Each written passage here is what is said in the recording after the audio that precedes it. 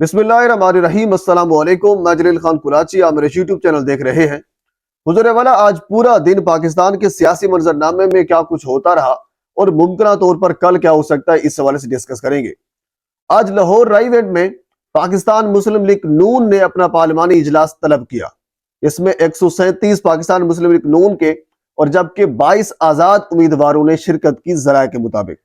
लेकिन जिस वक्त ये पार्लिमानी इजलास हो रहा था, उसी दौरान पिशावर हाई कोर्ट ने लंका ढा दिया है। वो ऐसे कि पिशावर हाई कोर्ट ने मियां असलम इकबाल साहब, जो इस वक्त नामजद वजीर आला पंजाब है पाकिस्तान तहरीक इंसाफ की जानिब से, उनकी राहदारी जमानत मंजूर कर ली है। पंजाब के अंदर मियां असलम इकबाल साहब के ऊपर 22 मुकदमा दर्ज हैं। उन्होंने अदालत से कहा कि मैं तमाम केसेस का सामना करने के लिए तैयार हूं, तो मुझे राहदारी जमानत दी जाए। वकार अहमद साहब है जस्टिस, उन्होंने राहदारी जमानत मंजूर कर ली। यानी एक झटका जो है इस दौरान अभी से हलफ नहीं उठाया मरियम नवाज साहबा ने, लेकिन एक झटका मिल चुका है। लेकिन इससे बड़ा झटका और है, जो माहर शराफत ये कहता है कि मेरे पास फॉर्म 45 हैं और उनके पास फॉर्म 45 हैं, वो लेकर घूम रहा है। अदालत, किसी न किसी अदालत किसी दिन ये फैसला करेगी। और याद रही है कि मरियम नवाज साहबा अपने इस ओहदे के ऊपर टिक नहीं सकेगी। इवन कि आज शेर अफजल मरवत साहब ने भी यही कहा है कि जो वजीर आला बन रही है वो तो खुद अपनी सीट हारी हुई है, और हकीकत भी यही है। इसी वजह से नवाज शरीफ साहब खुद वजीर आजम नहीं बने, क्योंकि उनको पता है कि वो अपनी सीट हारे हुए हैं। लेकिन क्या करते हैं, क्योंकि शरीफ खानदान की ये मजबूरी है, वो इक्तदार अपनी नस्ल, बल्कि नस्ल तो दूर की बात है, अपने खानदान के कुछ लोग जो हैं उनसे वो आगे नहीं लेकर जाना चाहता। इवन के कहा जाता है कि जो एक फ्रेम बनाया जाता है, उनके अंदर शरीफ खानदान के अलावा किसी और की तस्वीर आ जाए तो शरीफ खानदान इसके ऊपर नाराजगी का इजहार करता है। और इसके साथ ही आज सिंध हाई कोर्ट में एक समाअत थी इंटरनेट की बंदिश के हवाले से।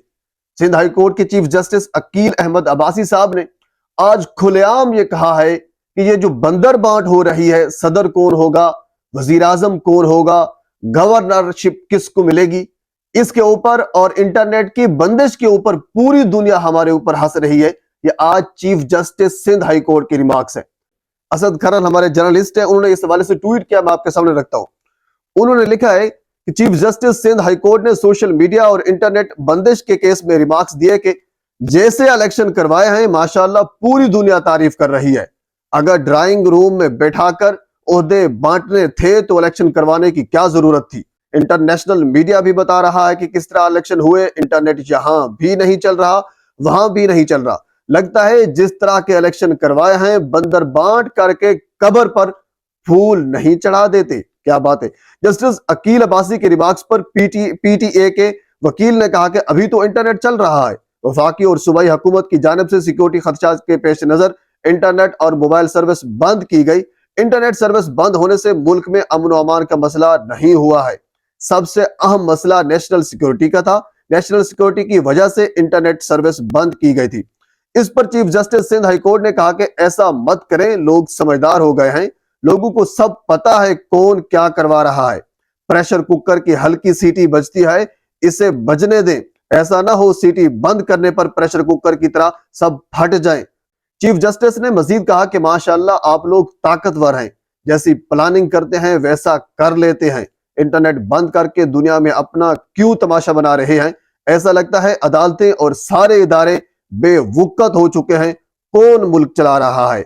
बादशाह अदालत ने वफाकी हुकूमत से इलेक्शन के दिन इंटरनेट बंद करने की वजूहात तलब की और एक बार फिर इंटरनेट सर्विस और सोशल मीडिया बहाल करने का हुक्म भी दिया है।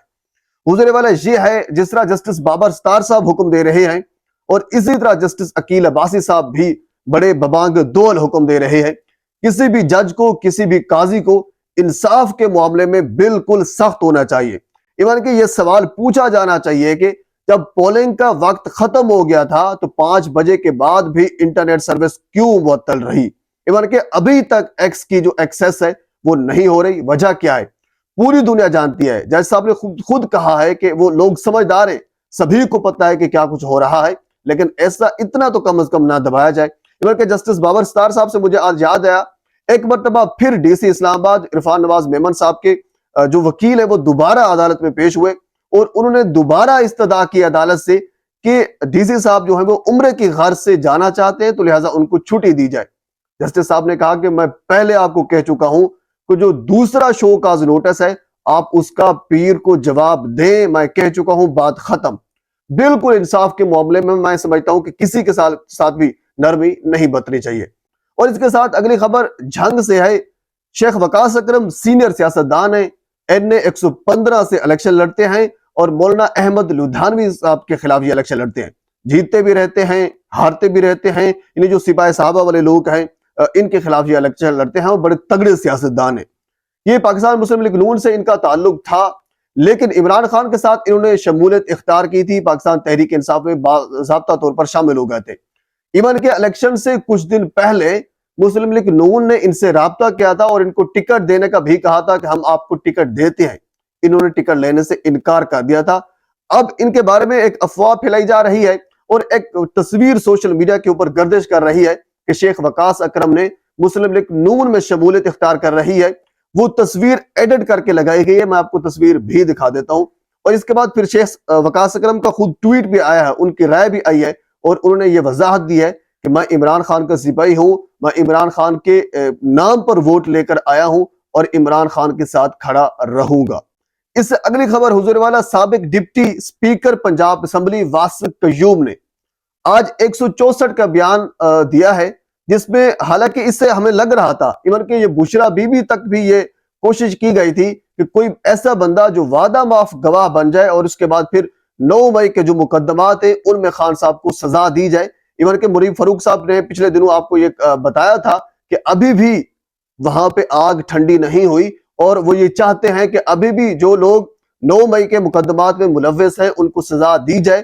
تو اس حوالے سے آج کی ایک مثال ہے، اسد کھرل صاحب ہے، انہوں نے ٹویٹ کیا، میں آپ کے سامنے رکھتا ہوں۔ انہوں نے لکھا ہے کہ عمران خان نے کہا کہ میری لڑائی فوج سے ہے، انہوں نے نوجوانوں کے ذہنوں سے کھیلتے ہوئے ریاست مخالف اور اینٹی اسٹیبلشمنٹ بیانیہ بنا ہدایت دی، اگر میں گرفتار ہو جاؤں تو آرمی تنصیبات پر حملہ کرنا۔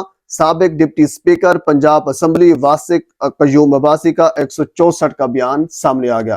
یہ ان کا 164 کا بیان ہے جس کے اوپر انہوں نے الزام لگایا ہے تنصیبات کے اوپر حملے کا عمران خان کے اوپر، کیونکہ انہوں نے وعدہ معاف گواہ بنا ہے، اس کے بعد پھر عمران خان کے اوپر 9 مئی کے مقدمات میں ملوث ہوئے، ملوث دے کر اس میں جو سزا ہے وہ سنانی ہے۔ اچھا، اس کے ساتھ القادر ٹرسٹ میں عمران خان کی جو سماعت ہے وہ ابھی لگ چکی ہے، جو 190 بلین پاؤنڈ کا کیس تھا جس میں سمن رفعت صاحبہ اور اس کے ساتھ ہے ارباب صاحب جو ہیں جسٹس ہیں، وہ سماعت کریں گے۔ 26 فروری کو اس کیس کی سماعت ہوگی، اسلام آباد ہائی کورٹ کا 2 رکنی بینچ اس کیس کی سماعت کرے گا۔ اور اس کے ساتھ اگر دوسری گورنر پنجاب کے حوالے سے کچھ افواہیں جو وہ چل رہی ہیں کہ جنوبی پنجاب سے گورنر پنجاب جو ہونا چاہیے پاکستان پیپلز پارٹی کا ہوگا، اس میں ندیم افضل چند صاحب کا نام بھی سامنے آ رہا ہے اور سردار بہادر احمد خان سیہڑ صاحب کا نام بھی سامنے آ رہا ہے۔ اس سے علاوہ پاکستان کے سیاسی منظرنامے میں اور بہت سی خبریں ہیں، اگلی ویڈیو میں آپ کے ساتھ میں ضرور شیئر کروں گا۔ ایک مرتبہ آپ سے گزارش ہے میرے چینل کو سبسکرائب کر دیں تاکہ آنے والی ہر انفارمیٹیو ویڈیو آپ تک پہنچ سکے۔ اللہ حافظ۔